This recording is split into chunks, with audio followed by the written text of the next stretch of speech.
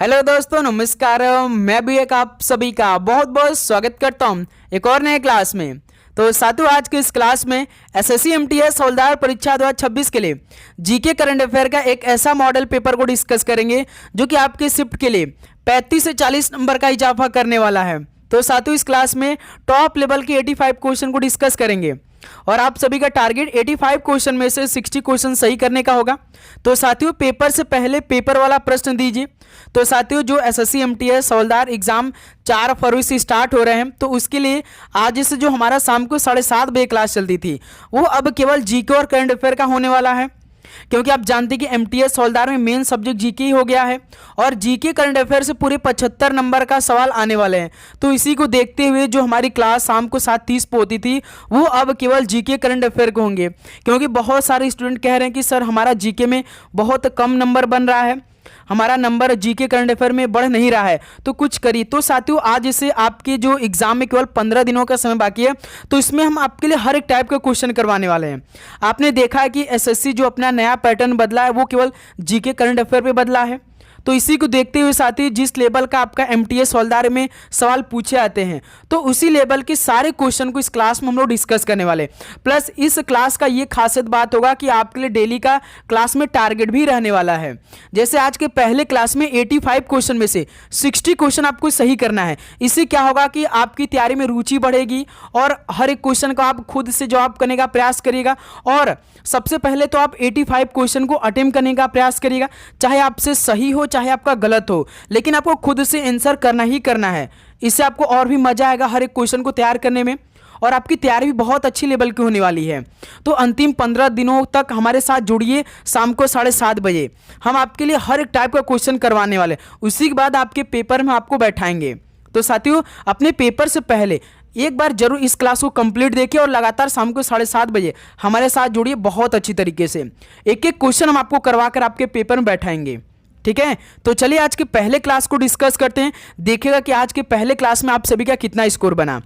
वैसे तो हमारा क्लास सुबह 8:30 बजे पूरे पेपर का सोल्यूशन चलेगा ही चलेगा, लेकिन शाम को 7:30 बजे आपका एक जीके प्लस करंट अफेयर का स्पेशल क्लास चलने वाला है बहुत ही अच्छी तरीके से।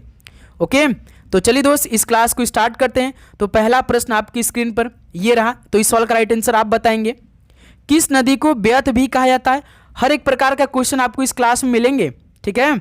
किस नदी को ब्यर्थ भी कहा जाता है बताएंगे? तो झेलम नदी को ब्यर्थ भी कहा जाता है। पहले का सी ऑप्शन राइट आंसर हो जाएंगे। अगला सवाल कॉल करिएगा क्वेश्चन नंबर 2 को। चूफाट भारत के किस उत्तर पूर्वी राज्य का लोक नृत्य है?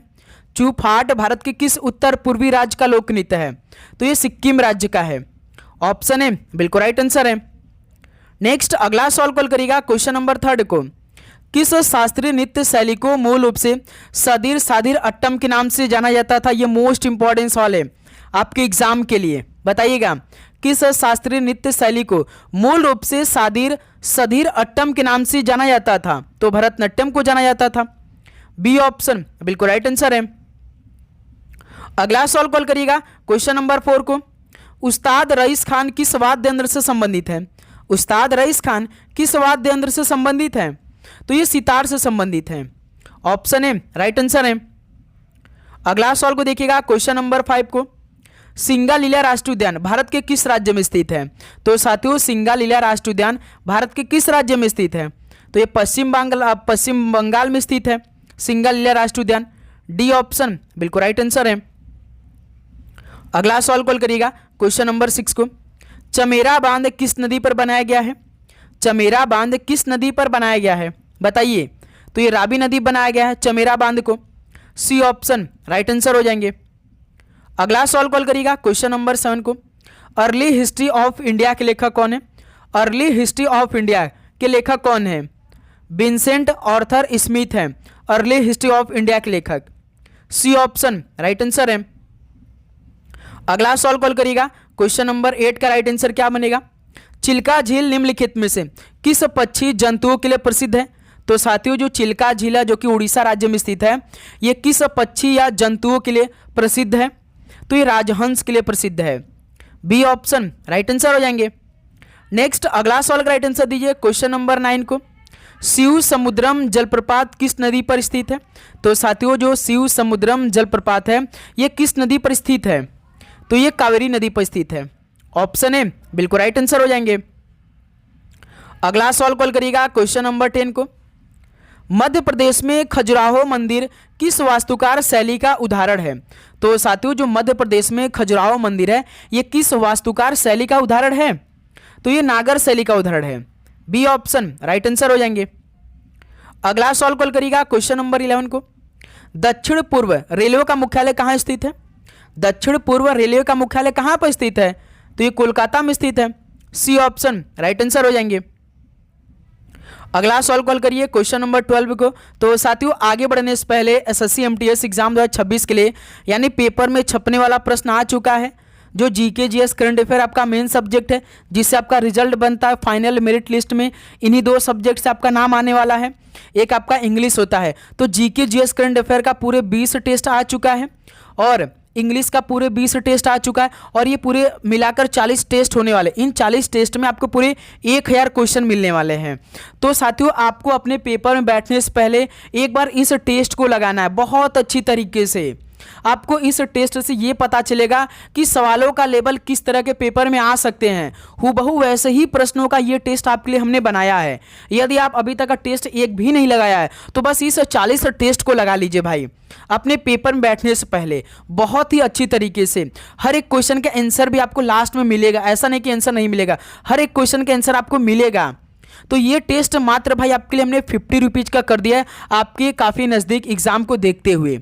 तो साथियों आपको इस नंबर पे मैसेज करना है और ये टेस्ट अपने पास जरूर मंगा लेना एक बार और बैठकर काफ़ी अच्छी तरीके से हर एक टेस्ट को लगाना है। डेली कम से कम 2 से 3 टेस्ट लगाना है, क्योंकि समय अब नहीं है भाई। यदि आप एक एक टेस्ट लगाएंगे तो आपका पूरे 20 दिन 40 दिन समाप्त होगा भाई, ठीक है, समय उतना नहीं है। तो एक दिन में लगभग आप 3 से 4 टेस्ट लगा लीजिए, ठीक है। ये PDF के तौर पर आपको मिलेगा। तो भाई इस नंबर पर मैसेज करिए और ये PDF अपने पास मंगाइए, ठीक है। देखिए भारतीय ओलंपिक संघ का गठन किस वर्ष हुआ था? भारतीय ओलंपिक संघ का गठन किस वर्ष में हुआ था? तो 1927 में हुआ था। बी ऑप्शन राइट आंसर है। अगला सवाल कॉल करिए क्वेश्चन नंबर 13 को। विश्व आर्थिक मंच का मुख्यालय किस शहर में स्थित है? विश्व आर्थिक मंच का मुख्यालय किस शहर में स्थित है? तो जिनेवा में स्थित है। सी ऑप्शन राइट आंसर है। अगला सवाल कॉल करिए क्वेश्चन नंबर 14 को। मंगल ऑर्बिटल मिशन मंगलयान को किस वर्ष में प्रक्षेपित किया गया था? तो साथियों मंगल ऑर्बिटल मिशन मंगलयान को किस वर्ष में प्रक्षेपित किया गया था? तो वर्ष 2013 में प्रक्षेपित किया गया था मंगलयान को। डी ऑप्शन राइट आंसर है।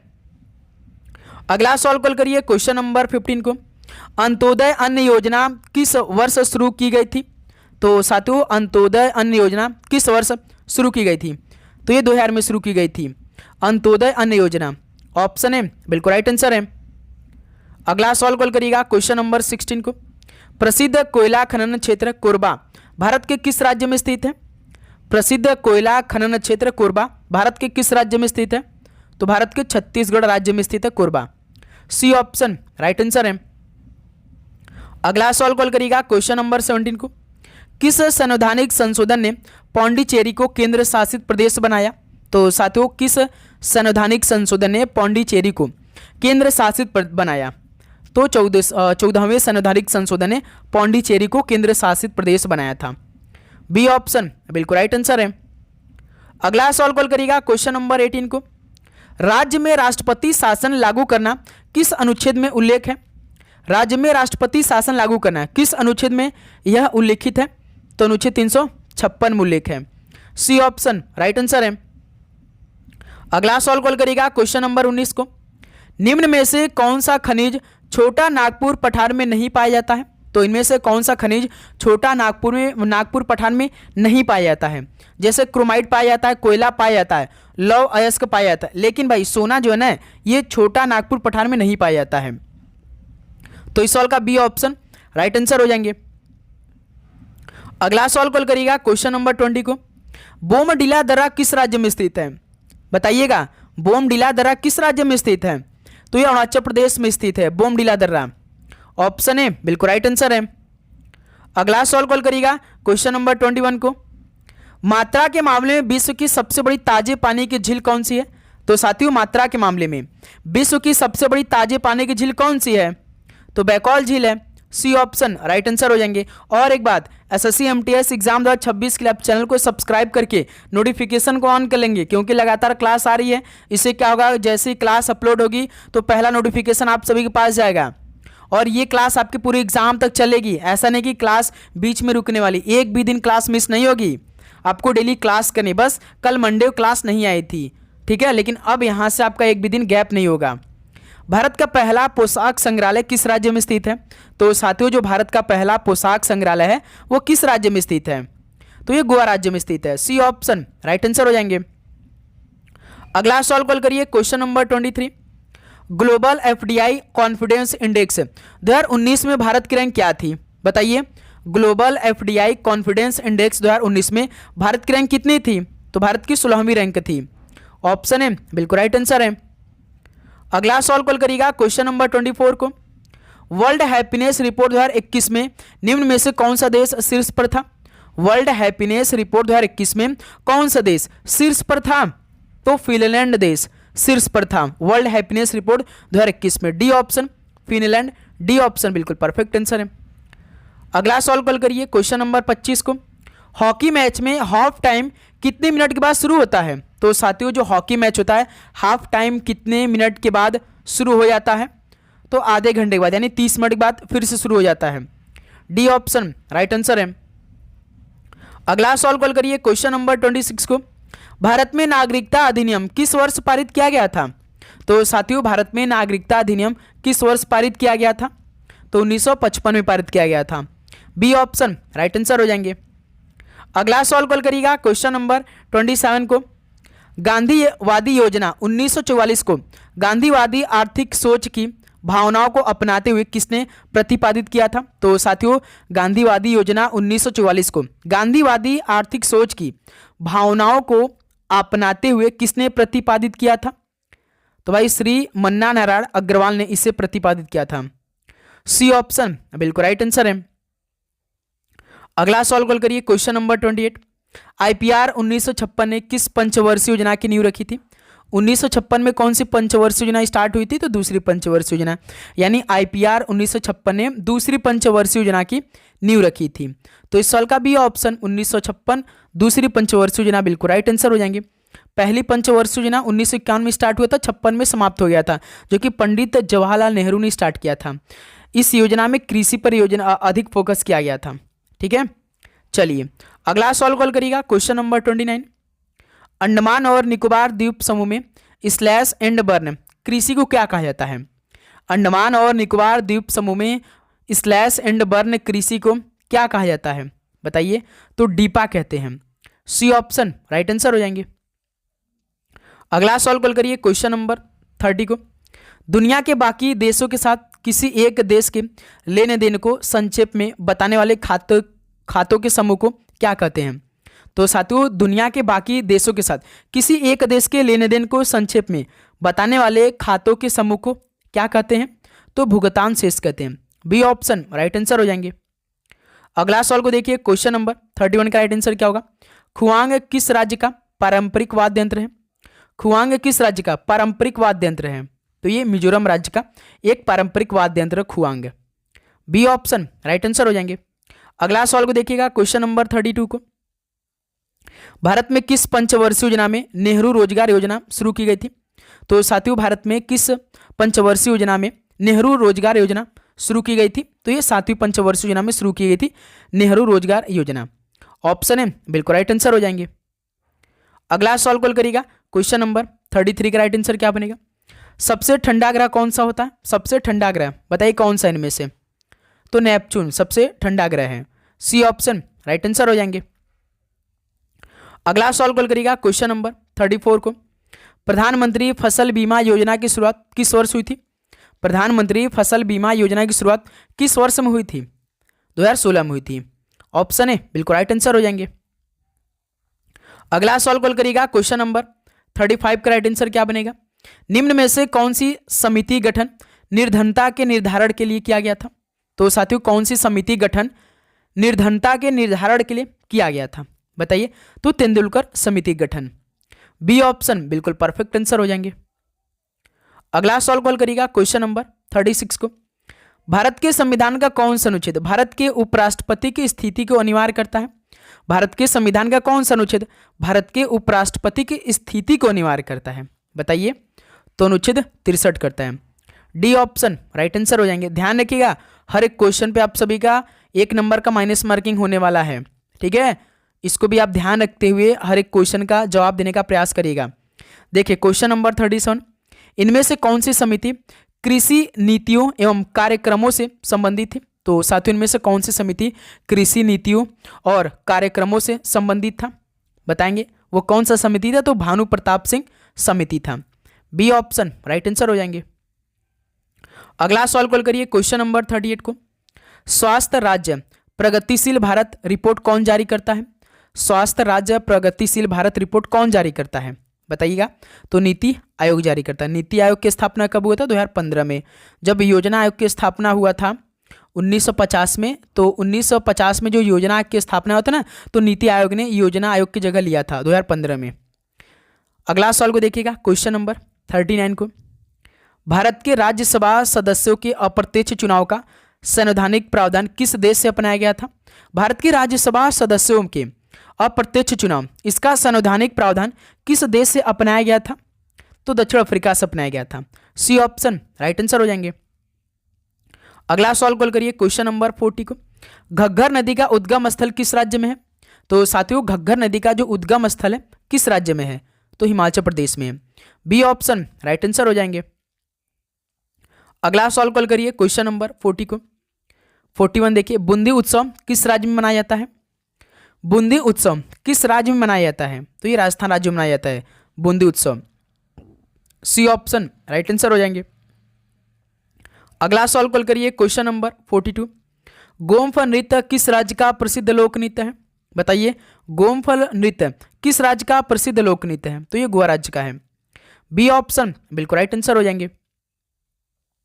अगला सवाल कॉल करिएगा क्वेश्चन नंबर 43। राधा रेड्डी और राजा रेड्डी किस नृत्य के प्रसिद्ध समर्थक हैं?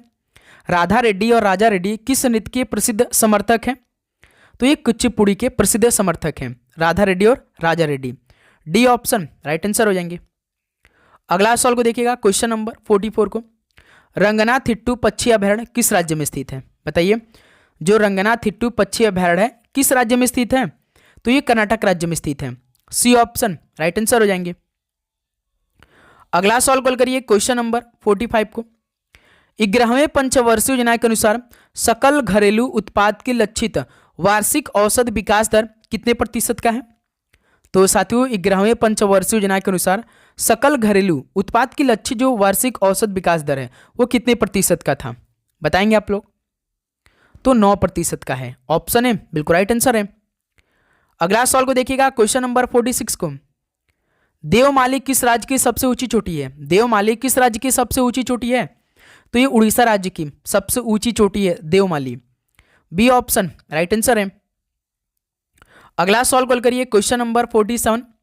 सूरजकुंड झील किस राज्य में स्थित है? बताइए, सूरजकुंड झील किस राज्य में स्थित है? तो ये हरियाणा राज्य में स्थित है सूरजकुंड झील। बी ऑप्शन राइट आंसर हो जाएंगे। नेक्स्ट अगला सवाल कॉल करिएगा क्वेश्चन नंबर 48। 1929 की महामंदी इनमें से किस क्षेत्र में शुरू हुई थी? बताइए, 1929 की महामंदी किस क्षेत्र में शुरू हुई थी? तो भाई उत्तरी अमेरिका में शुरू हुई थी। ऑप्शन है बिल्कुल राइट आंसर हो जाएंगे। अगला सवाल को देखिएगा क्वेश्चन नंबर 49। नेहरू देशभक्त हैं जबकि जिन्ना राजनीतिज्ञ है, यह उक्ति किसके द्वारा कही गई थी? तो साथियों, नेहरू देशभक्त हैं जबकि जिन्ना राजनीतिज्ञ है, यह उक्ति किसके द्वारा कही गई थी? तो ये मोहम्मद इकबाल के द्वारा कही गई थी। सी ऑप्शन राइट आंसर हो जाएंगे। अगला सवाल को देखिएगा क्वेश्चन नंबर 50 को। पहली भारतीय उपग्रह आर्यभट्ट कब प्रक्षेपित किया गया था? तो साथियों, जो पहली भारतीय उपग्रह आर्यभट्ट था इसे कब प्रक्षेपित किया गया था? किस तारीख को और किस वर्ष में किया गया था? तो 19 अप्रैल तारीख था, 1975 आपका वर्ष था। तो इस सवाल का पहला ऑप्शन राइट आंसर हो जाएंगे। ओके, अगला सवाल को देखिएगा क्वेश्चन नंबर 51 को। प्रधानमंत्री स्वास्थ्य सुरक्षा योजना कब शुरू किया गया था? प्रधानमंत्री स्वास्थ्य सुरक्षा योजना कब शुरू किया गया? तो इसे 2003 में शुरू किया गया। बी ऑप्शन राइट आंसर हो जाएंगे। अगला सवाल कॉल करिए क्वेश्चन नंबर 52। अस्थाई बंदोबस्त लागू होने के समय वर्धमान का राजा कौन था? अस्थाई बंदोबस्त लागू होने के समय वर्धमान का राजा कौन था? तो भाई तेजचंद था। ठीक है, तो बी ऑप्शन इस राइट आंसर हो जाएंगे। तो साथियों इसमें हम ज़्यादा समय नहीं लेने वाले भाई, केवल हमें क्वेश्चनों पर फोकस करना है, अधिक से अधिक क्वेश्चन का सही जवाब करना है। ठीक है, इसमें हम बिल्कुल भी बातेंबाजी नहीं करने वाले। 15 दिन 15 नए नए क्लास होंगे। ठीक है, गवर्नर जनरल लॉर्ड डलहौजी ने किस साम्राज्य को चेरी कहा था? बताइए, गवर्नर जनरल लॉर्ड डलहौजी ने किस साम्राज्य को चेरी कहा था? बताइए, तो अवध साम्राज्य को चेरी कहा था। ठीक है, तो इस सवाल का बी ऑप्शन राइट आंसर हो जाएंगे। अगला सवाल को देखिएगा क्वेश्चन नंबर 54 का राइट आंसर क्या बनेगा? भारत में ईस्ट इंडिया कंपनी से संबंधित मामलों को नियंत्रित एवं विनियमित करने हेतु ब्रिटिश सरकार द्वारा पारित प्रथम अधिनियम कौन सा था? भारत में ईस्ट इंडिया कंपनी संबंधित मामलों को नियंत्रित एवं विनियमित करने हेतु ब्रिटिश सरकार द्वारा पारित प्रथम अधिनियम कौन सा था? तो भाई विनियमन अधिनियम 1773 था। ठीक है, सी ऑप्शन राइट आंसर हो जाएंगे। अगला सवाल कॉल करिए क्वेश्चन नंबर 55। अहमदाबाद में पहली सूती कपड़ा मिल किस वर्ष शुरू हुई थी? अहमदाबाद में पहली सूती कपड़ा मिल शुरू की गई थी, लेकिन किस वर्ष में? तो ये 1861 में शुरू की गई थी। ऑप्शन ए राइट आंसर हो जाएंगे। अगला सवाल को देखिएगा क्वेश्चन नंबर 56 को। दिल्ली दरबार 1911 के दौरान दिल्ली की आधारशिला इनमें से किसने रखी थी? तो साथियों दिल्ली दरबार 1911 के दौरान दिल्ली की आधारशिला किसने रखी थी? तो भाई जॉर्ज पंचम रखी थी। सी ऑप्शन राइट आंसर हो जाएंगे। अगला सवाल कॉल करिए क्वेश्चन नंबर 57 का राइट आंसर क्या बनेगा?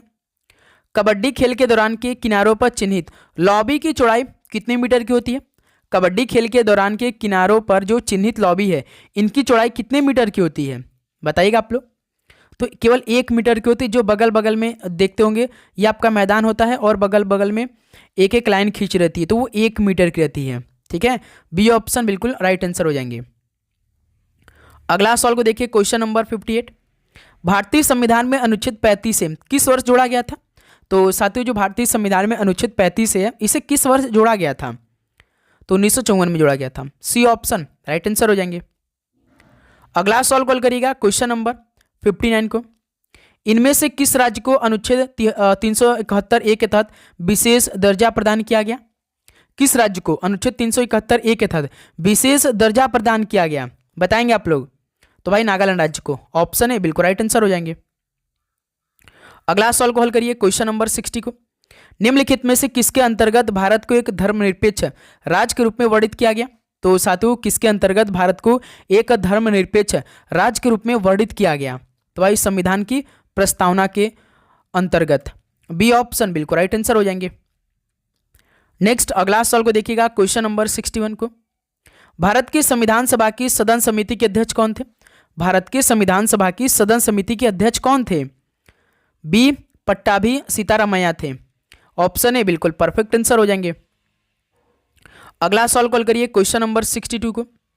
निम्नलिखित में से किस राज्य में मथुरी लोक नृत्य प्रचलित है? तो साथियों किस राज्य में मथुरी लोक नृत्य प्रचलित है? बताएंगे आप लोग। तो ये तेलंगाना राज्य में मथुरी लोक नृत्य प्रचलित है। सी ऑप्शन राइट आंसर है। अगला सवाल को देखिए क्वेश्चन नंबर 63 को। मारूनी नृत्य किस भारतीय राज्य से संबंधित है?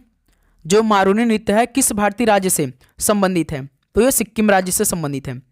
डी ऑप्शन राइट आंसर है। नेक्स्ट अगला सवाल कॉल करिए क्वेश्चन नंबर 64। 65वें राष्ट्रीय फिल्म पुरस्कार में किसे मरणोपरांत दादा साहेब फाल्के पुरस्कार से सम्मानित किया गया? तो साथियों जो 65वें राष्ट्रीय फिल्म पुरस्कार हुआ था इसमें मरणोपरांत दादा साहेब फाल्के पुरस्कार से किसे सम्मानित किया गया था? तो विनोद खन्ना को किया गया था। सी ऑप्शन राइट आंसर हो जाएंगे। अगला सवाल कॉल करिएगा क्वेश्चन नंबर 65 को। संविधान का अनुच्छेद 74 निम्नलिखित में से किसका वर्णन करता है? तो साथियों जो संविधान का अनुच्छेद 74 है इसमें किसका वर्णन किया गया है? तो इसमें वर्णन किया गया है राष्ट्रपति को सहायता और सलाह देने के लिए मंत्रिपरिषद का। डी ऑप्शन बिल्कुल राइट आंसर हो जाएंगे। अगला सवाल कॉल करिएगा क्वेश्चन नंबर 66 को। गोपथ ब्राह्मण निम्नलिखित में से किस वेद से संबंधित है? बताएंगे। गोपथ ब्राह्मण किस वेद से संबंधित है? तो ये अथर्ववेद से संबंधित है। सी ऑप्शन बिल्कुल राइट आंसर हो जाएंगे। ओके, चलिए अगला सवाल कॉल करिएगा, क्वेश्चन नंबर 67 का राइट आंसर क्या बनेगा? निम्न में से किसे 2016 के लिए ज्ञानपीठ पुरस्कार प्रदान किया गया था? तो साथियों 2016 के लिए ज्ञानपीठ पुरस्कार प्रदान किसे दिया गया था? तो शंख घोष को दिया गया था। ध्यान रखिएगा, सी ऑप्शन राइट आंसर हो जाएंगे। ओके, चलिए अगला सवाल कॉल करिए, क्वेश्चन नंबर 68 को। उस शास्त्रीय नृत्य शैली की पहचान कीजिए जो उत्तरी भारत का प्रमुख नृत्य है। उस शास्त्रीय नृत्य शैली की पहचान कीजिए उत्तरी भारत का प्रमुख नृत्य है। उत्तरी भारत की बात करें यानी उत्तर प्रदेश से संबंधित कथक है भाई। कथकली की हम बात करते हैं तो कहाँ का भाई? केरल का है। सत्रिया कहाँ का है? असम राज्य से संबंधित है। कुचिपुड़ी कहाँ का? आंध्र प्रदेश का। बचा कौन? कथक। तो यही क्या हो जाएगा? उत्तरी भारत यानी यूपी का संबंधित है भाई कथक का। ऑप्शन ए राइट आंसर है। अगला सवाल को देखिए, क्वेश्चन नंबर 69 को। जियोर्जियो पेरिसी को किस क्षेत्र में नोबेल पुरस्कार 2021 प्रदान किया गया था? बताइए, जियोर्जियो पेरिसी को किस क्षेत्र में नोबेल पुरस्कार 2021 प्रदान किया गया था? तो भाई भौतिकी के क्षेत्र में। सी ऑप्शन राइट आंसर हो जाएंगे। अगला सवाल कॉल करिए, क्वेश्चन नंबर 70 को। भारत सरकार अधिनियम 1935 में कितनी अनुसूचियां थी? भारत सरकार अधिनियम 1935 में कितनी अनुसूचियां थी? तो 10 अनुसूचियां थी। सी ऑप्शन राइट आंसर हो जाएंगे। अगला सवाल कॉल करिएगा, क्वेश्चन नंबर 71। निम्नलिखित में से किसने टोक्यो ओलंपिक 2020 में भारत के लिए 2 रजत पदकों में से एक प्राप्त किया? तो साथियों किसने टोक्यो ओलंपिक 2020 में भारत के 2 रजत पदकों में से एक प्राप्त किया था? तो भाई रवि कुमार दहिया ने प्राप्त किया था। डी ऑप्शन बिल्कुल राइट आंसर हो जाएंगे। अगला सवाल को देखिएगा, क्वेश्चन नंबर 72 को। निम्नलिखित में से किस वेद में नृत्य, नर्ती और नृत्य कला का उल्लेख है? तो साथियों किस वेद में नृत्य यानी नर्ती और नृत्य कला का उल्लेख किया गया है? तो ये ऋग्वेद में किया गया है। बी ऑप्शन बिल्कुल राइट आंसर हो जाएंगे। अगला सवाल कॉल करिएगा, क्वेश्चन नंबर 73 को। निम्नलिखित में से किस राज्य ने खेलो इंडिया यूथ गेम्स 2020 में सर्वाधिक संख्या में पदक जीते थे? बताइए, किस राज्य ने खेलो इंडिया यूथ गेम्स 2020 में सबसे अधिक संख्या में पदक जीता था? बताइए। तो भाई महाराष्ट्र राज्य ने। ऑप्शन है बिल्कुल राइट आंसर हो जाएंगे। अगला सवाल कॉल करिएगा, क्वेश्चन नंबर 74 को। अंतिम सुंग शासक की मृत्यु के बाद कर्ण वंश की स्थापना किसने की थी? तो साथियों अंतिम सुंग शासक की मृत्यु के बाद कर्ण वंश की स्थापना किसने किया था? तो वासुदेव ने किया था। सी ऑप्शन राइट आंसर हो जाएंगे। अगला सवाल कॉल करिए, क्वेश्चन नंबर 75। निम्नलिखित में से भारत के किस राज्य ने 2015 में राष्ट्रीय खेलों में सर्वाधिक रजत पदक जीते थे? भाई जितने भी सवाल हम करा देंगे आपको याद करना ही करना है। भारत के किस राज्य ने 2015 में राष्ट्रीय खेलों में सबसे अधिक रजत पदक जीते थे? तो केरल ने सबसे अधिक जीता था। सी ऑप्शन राइट आंसर हो जाएंगे। अगला सवाल कॉल करिए, क्वेश्चन नंबर 76 को। दोहा में एशियाई टेबल चैंपियनशिप 2021 में किस टीम ने पुरुषों की श्रेणी में कांस्य पदक जीता था? दोहा में एशियाई टेबल चैंपियनशिप 2021 में किस टीम ने पुरुषों की श्रेणी में कांस्य पदक जीता था? तो भाई भारत ने जीता था। डी ऑप्शन परफेक्ट आंसर हो जाएंगे। अगला सवाल कॉल करिए, क्वेश्चन नंबर 77 को। किस वर्ष भारत ने ओलंपिक खेलों में हॉकी का पहला स्वर्ण पदक जीता था? तो साथियों किस वर्ष भारत ने ओलंपिक खेलों में हॉकी का पहला स्वर्ण पदक जीता था? तो भाई 1932 में। सी ऑप्शन बिल्कुल परफेक्ट आंसर हो जाएंगे। 1932 नहीं भाई 1928 में जीता था। ध्यान रखिएगा, बी ऑप्शन इस सवाल का परफेक्ट आंसर होगा। ठीक है, अगला सवाल कॉल करिए, क्वेश्चन नंबर 78। पेरिस ओलंपिक 2024 में भारतीय टीम ने किसे हराकर कांस्य पदक जीता था?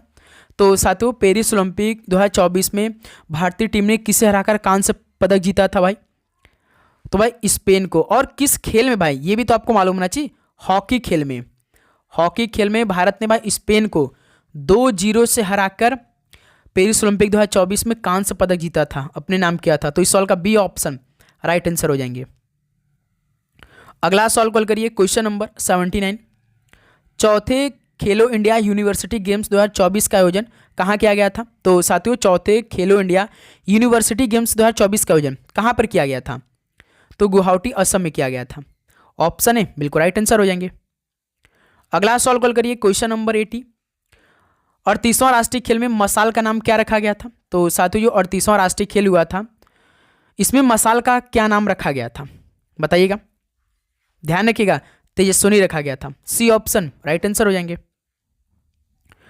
अगला सवाल कॉल करिएगा, क्वेश्चन नंबर 81। 57वां ज्ञानपीठ पुरस्कार किससे सम्मानित किया गया था? जो 57 नंबर का ज्ञानपीठ पुरस्कार सम्मानित किया गया था, किससे किया गया था? तो भाई दामोदर मोइजय को किया गया था। तो इस सवाल का बी ऑप्शन बिल्कुल परफेक्ट आंसर हो जाएंगे। ओके, नेक्स्ट अगला सवाल कॉल करिए, क्वेश्चन नंबर 82। आर्यभट्ट संस्कृति पुरस्कार 2024 किससे प्रदान किया गया था? तो साथियों आर्यभट्ट संस्कृति पुरस्कार 2024 किससे प्रदान किया गया था, बताइएगा आप लोग। तो पी सुब्बा राव को किया गया था। पहला ऑप्शन आपका राइट आंसर हो जाएंगे। अगला सवाल को देखिएगा, क्वेश्चन नंबर 83 को। G20 सम्मेलन 2026 का आयोजन किस देश में किया जाएगा?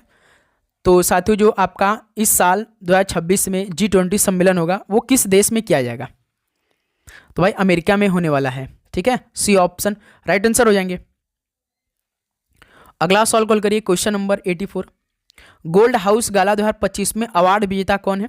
गोल्ड हाउस गाला 2025 में अवार्ड विजेता कौन है? तो भाई प्रियंका चोपड़ा है। ऑप्शन है बिल्कुल राइट आंसर है। चलिए दोस्त, आज के इस क्लास का लास्ट क्वेश्चन आप सॉल्व करेंगे। वैश्विक भूखमरी सूचकांक 2024 भारत का रैंक क्या था? पहले नंबर की बात करेंगे तो भाई बेलारूस था। ठीक है, यदि आप सभी से पूछ दें कि वैश्विक भूखमरी सूचकांक 2024 में पहले पोजीशन में कौन सा देश था, तो बेलारूस। भारत की रैंक की बात करेगा तो भारत 105 नंबर पे थी।